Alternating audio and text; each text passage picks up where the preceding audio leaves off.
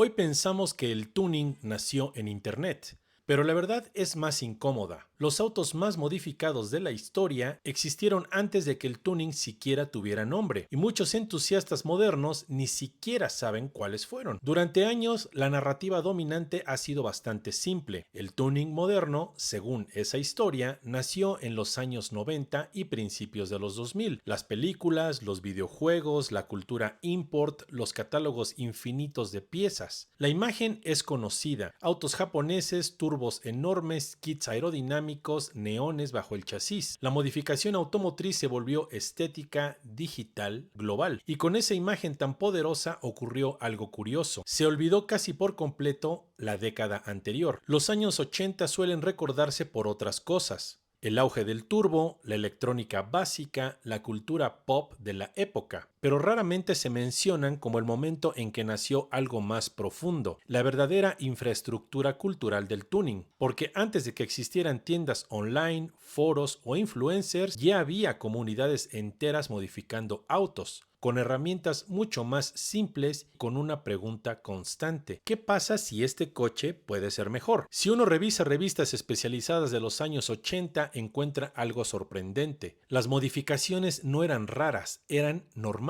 Suspensiones modificadas, admisiones mejoradas, relaciones de transmisión cambiadas, rines más anchos y en muchos casos motores completamente transformados. Pero lo verdaderamente interesante aparece cuando se observa qué autos recibían esas modificaciones. No eran necesariamente los más caros, ni los más rápidos, ni siquiera los más exclusivos. Muchos de los autos más modificados de los 80 eran en realidad plataformas imperfectas, autos con algo especial, pero también con algo incompleto, algo que invitaba a intervenir, a experimentar, a mejorar. Y cuando varios de esos modelos coincidieron en el mercado al mismo tiempo, surgió algo inesperado, no una tendencia, sino varias filosofías distintas de modificación. Lo que parecía obvio no lo era. El tuning de los 80s no fue una moda, fue un experimento colectivo, una generación entera aprendiendo cómo convertir un auto de producción en algo más preciso, más rápido o más personal. Y cada uno de los grandes autos de la década terminó representando una escuela distinta. Uno de los descubrimientos más importantes de la década fue contraintuitivo. Más potencia no siempre significa más velocidad. En autos como el Toyota AE86 o el Honda CRX, la clave no era el motor,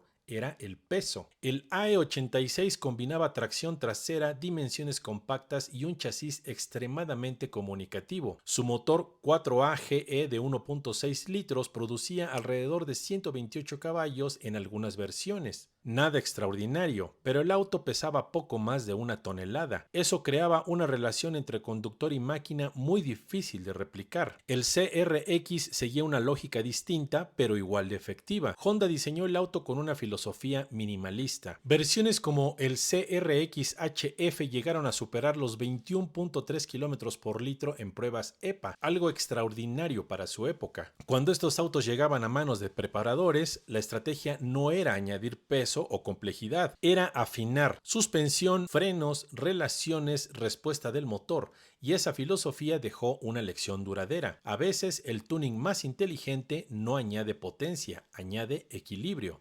Mientras algunos buscaban ligereza, otros descubrieron algo mucho más adictivo: el turbo. Autos como el Mazda RX-7 FC, el Toyota Supra A70 o el Nissan 300 ZX Z31 ofrecían algo irresistible: un motor que ya tenía sobrealimentación y, por lo tanto, la promesa constante de más presión, más potencia, más riesgo. El RX-7 FC llevaba esa idea a un territorio aún más extraño. Su motor rotativo Wankel era compacto, liviano y capaz de girar a revoluciones muy altas. Mazda desarrolló el RX-7 con una ambición clara: competir con deportivos europeos. Y el modelo terminó acumulando una reputación muy seria en competición. De hecho, la familia RX-7 se convirtió en el primer modelo en alcanzar 100 victorias en IMSA en Estados Unidos. Eso tuvo una consecuencia directa: cuando un auto demuestra velocidad en pista, la escena de modificación lo adopta inmediatamente, porque el mensaje es claro: la base funciona, y si funciona, puede mejorar. En Estados Unidos ocurrió algo distinto. La modificación dejó de ser un nicho técnico y se convirtió en una industria gigantesca. El mejor ejemplo fue el Ford Mustang con plataforma Fox. Producido entre 1979 y 1993, este Mustang superó los 2.6 millones de unidades fabricadas. Ese volumen cambió completamente el juego,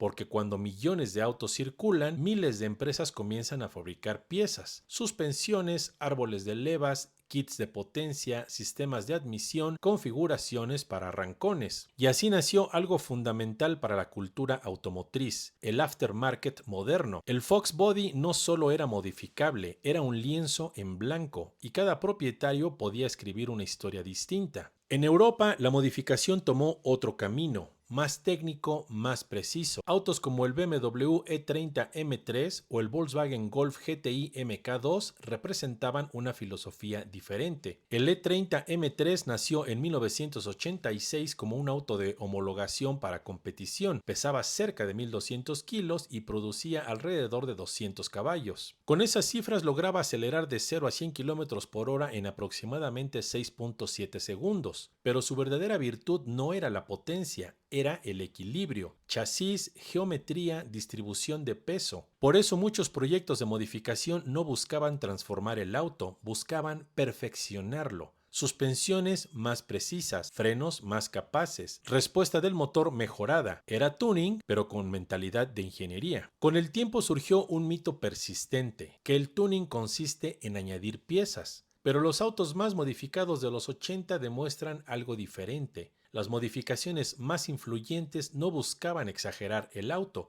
buscaban entenderlo. El AE86 no necesitaba convertirse en un superdeportivo. El CRX no necesitaba duplicar su peso con kits extremos. El Golf GTI no necesitaba perder su practicidad. Las mejores preparaciones respetaban la idea original del coche, la refinaban, la llevaban más lejos. La razón por la que los 80 produjeron tantos autos modificables tiene una explicación histórica. Fue una década de transición tecnológica. Los fabricantes comenzaban a introducir electrónica básica. Los turbos se popularizaban. Los compactos deportivos europeos aparecían en masa. Y Japón empezaba a construir una reputación global en ingeniería automotriz. Eso generó una coincidencia rara. Autos relativamente accesibles, pero con bases mecánicas muy interesantes, suficientemente buenos para entusiasmar, pero suficientemente imperfectos para invitar a modificarlos. Ese equilibrio creó el ecosistema perfecto para la experimentación. Cuando se entiende esta historia, algo cambia. El tuning deja de parecer una moda reciente y se revela como una tradición técnica, una conversación entre fabricante y conductor. El ingeniero diseña la base, el entusiasta explora sus límites. Durante los años 80, millones de conductores participaron en ese experimento, algunos buscando velocidad, otros buscando estilo, otros simplemente intentando entender mejor sus máquinas.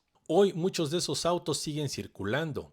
AE86, RX7, E30, CRX, Fox Body, Golf GTI, Supra 300ZX. Pero lo que realmente sobrevive no es el metal, es la idea que dejaron, que un automóvil no es necesariamente un producto terminado, puede ser un punto de partida, una invitación. Porque mucho antes de que el tuning tuviera nombre, ya existía una pregunta que sigue vigente. ¿Qué pasa si este coche puede ser mejor?